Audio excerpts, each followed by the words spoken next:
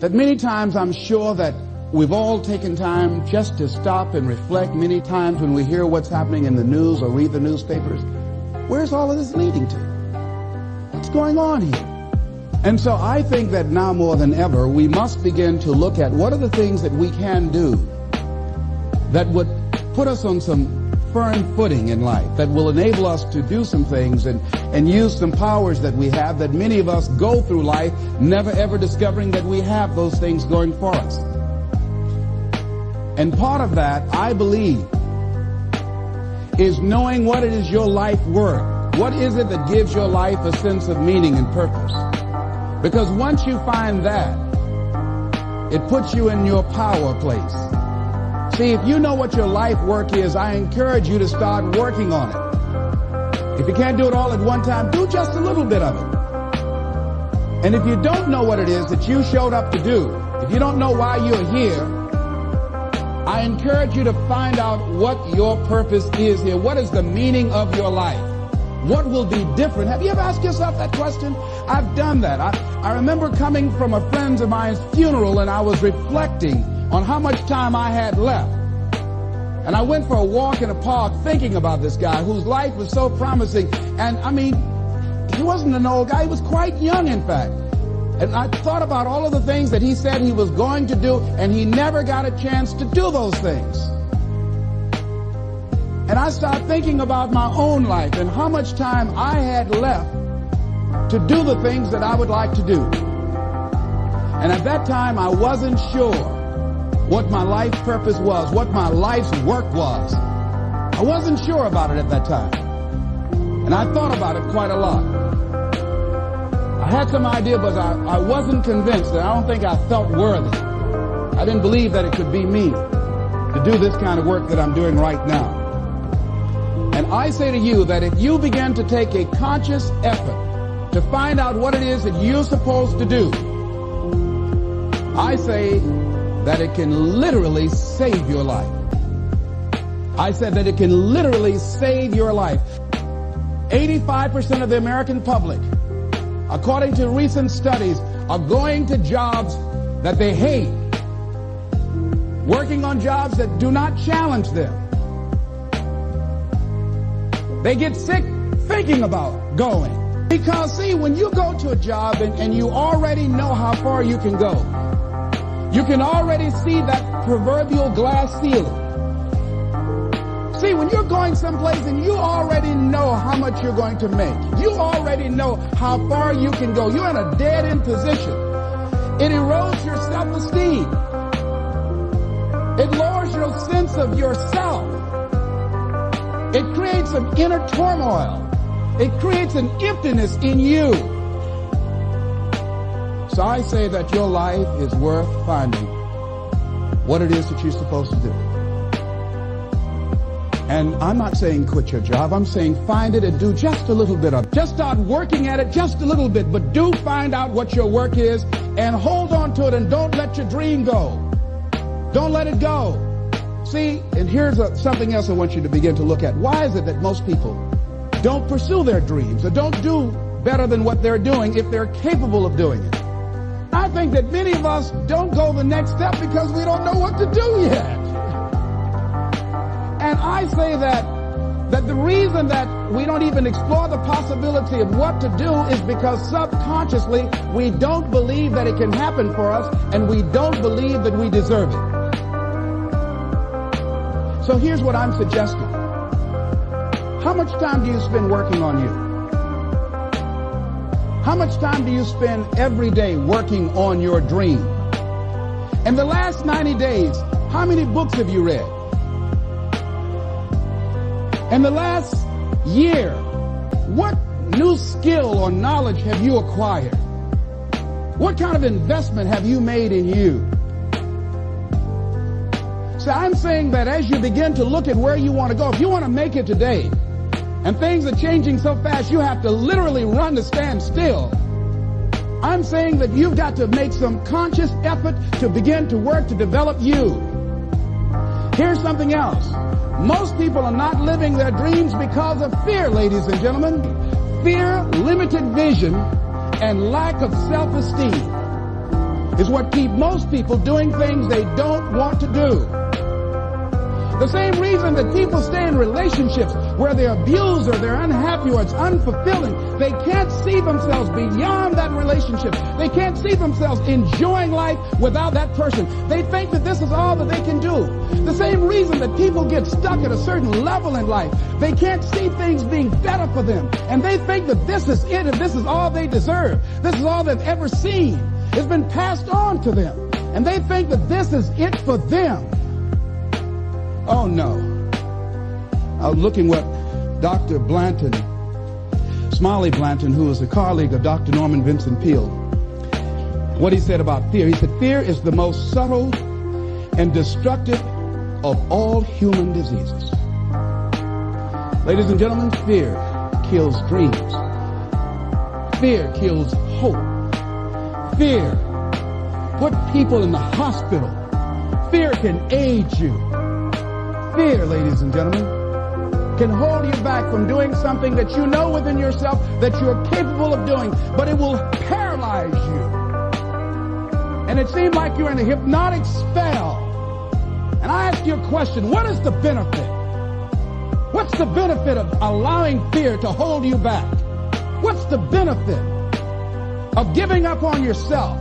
Of not stepping out on life and taking life on? What is the benefit for you? What's the plus in that? It's one of the things I had to ask myself. So I didn't want to make any mistakes. I wanted everybody to like me. I wanted to be perfect the first time I did something. It's not going to happen. You're going to make some mistakes. You're going to hurt some folks' feelings. You're going to create some enemies whenever you decide that you want to begin to take life on. You've got to ask yourself, how long am I going to allow this to hold me back? I like what Zig Ziglar says. He said, fear is false evidence appearing real. That is an illusion that we create in our mind. It is a state of mind that can be changed.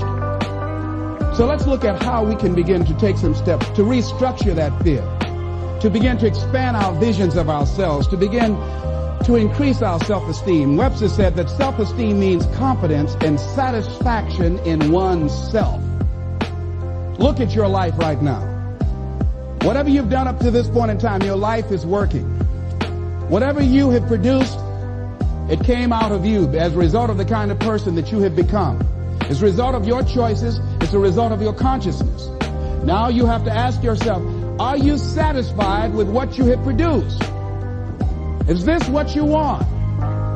Would you like for things to be better than this? Do you believe that you deserve better than this? Or are you content? This is it. You don't have to do anything else. That you already resign yourself in life and say, well, I'm happy. I'm not starving like the people in Calcutta. Are you allowing yourself to get off the hook like that? Or do you believe somewhere in the back of your mind or in your heart that there's some other great work for you to do? There's something else that life has for you. And that's why you're here. How do we handle this fear factor? How do we increase our self-esteem? You have to begin to fortify yourself. How do we do that? I believe that you have to begin to consciously monitor your inner conversation and start talking to yourself. Start building yourself up. Sometimes the only good things you will hear about you are the things that you say to you. So I'm saying learn to be your own booster. Start building yourself up. Start encouraging yourself. Start saying, I can do this. I can make this happen. When I started thinking about becoming a speaker, I said, yes, I can do this. I can make this happen. When I start trying to convince myself I can be a businessman after flopping and failing and losing thousands of dollars and feeling stupid and dumb and having people take advantage of me because of what I didn't know. I had to talk to myself because people were saying to me that I was dumb. And somewhere in the back of my mind, I was saying, you're right. Look at what I've done. I had to say, no, Les. Hey, come on, man. Get yourself together. You can handle this. You just haven't figured it out yet. It's all right. This is your training period. This is the tuition you have to pay for what you don't know. You can do this. Other people have done it. It doesn't take an Einstein.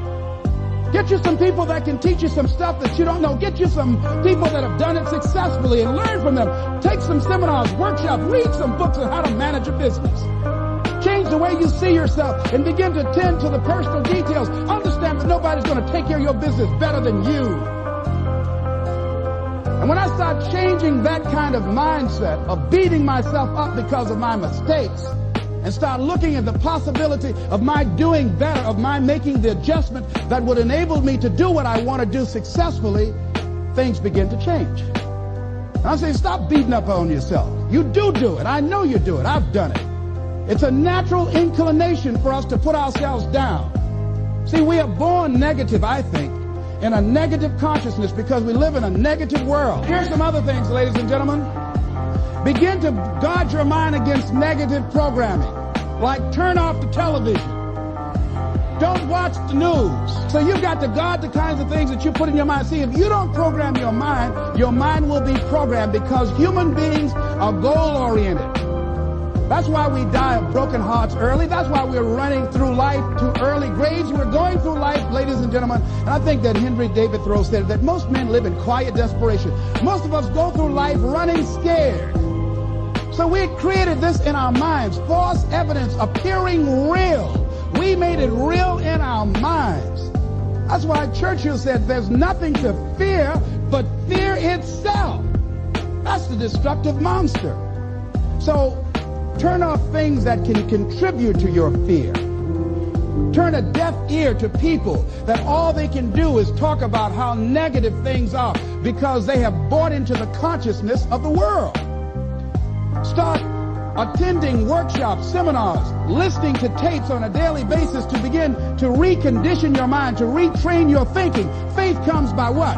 Hearing and hearing and hearing. Listen to things that can empower you, that can enable you to create a new reality for yourself and a new life for yourself. You might appear to be strange around most people. You know, most people think you're strange if you're happy today. See, these people have not found their purpose in life. That's why they're grumpy. That's why they're miserable. That's why they're so negative. They're hurting and they want to hurt other people. So start practicing using programs for your mind. Seminars, books, workshops. Keep a journal. Record your thoughts. What's happening with you? Every day when you get up, have a journal near you. See, ladies and gentlemen, we get 3 to 4 thoughts a year that if we would act on those thoughts, they could change our life. What idea are you sitting on? Write your ideas down. And then, once you get that idea, take the leap. Take the leap. See, it's out here in the universe. If you don't take the plunge, I guarantee you, somebody else will. Take the plunge. Go into action. And ladies and gentlemen, you will be surprised at how things will come together. You'll be surprised. Now, you're going to have some difficult challenges. I can tell you that now.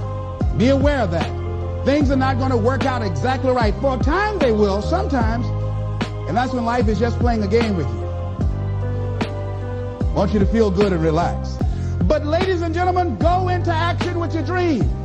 And don't avoid where the fights are. Get in the midst of the fight. Get knocked down so you can learn how to fight, so you can hold your position. See, most people don't get out in the arena of life because they don't want to fight. Most people don't get out there because they don't want to get knocked down. They don't want to be dropped to their knees.